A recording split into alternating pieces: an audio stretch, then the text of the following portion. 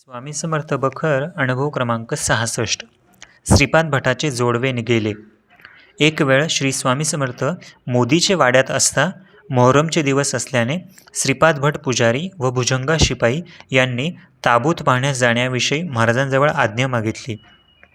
महाराजांनी जाऊ नको म्हणून सांगितले. मौज पाण्याची हौस फार असल्याने काही वेळाने मोठ्या मिनवांतराने महाराजांची पुन्हा आज्ञा मागितली.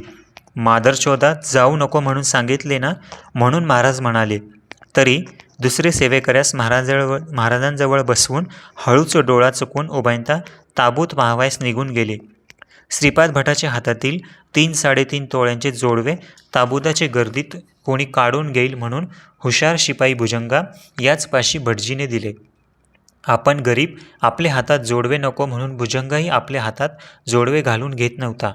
पण आपण जवळच आहो, जोडवे कोठे जाते असे सांगून त्याच्या हातात बळेच भटजीने जोडवे घातले.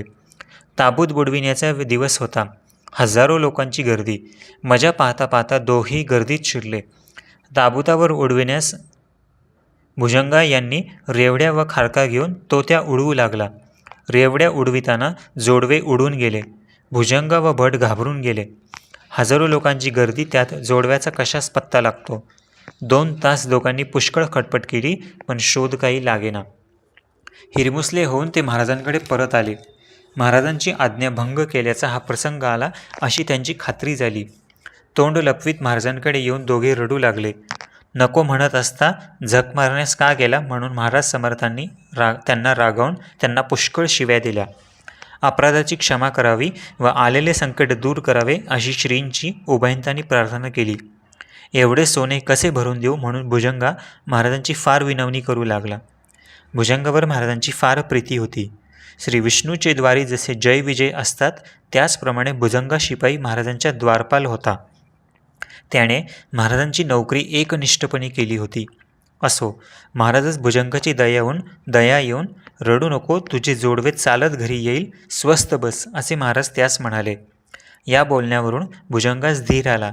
काही वेळाने महाराज ज्या ठिकाणी होते त्या ठिकाणी एक पोलीस शिपाई व 2 मनुष्य जोडवे घेऊन आली. जोडवे गेल्याबद्दल पोलिसात वर्दी दिलीच होती. एका मनुष्यास गर्दीमध्ये जोडवे सापडले व दुसऱ्याने ते पाहिले. वाटणीबद्दल दोघात भांडण झाले. कशाबद्दल भांडता म्हणून पोलीस तपास करता जोडव्याबद्दल भांडण पाहून शिपाई त्या दोघांस घेऊन महाराजांजवळ आले. जोडवे चालत येईल असे महाराज बोलले. त्याचा अनुभव आला. भुजंगाने आनंदाने त्या मनुष्यास बक्षीस देऊन जोडवे श्रीपाद भटांचे स्वाधीन केले.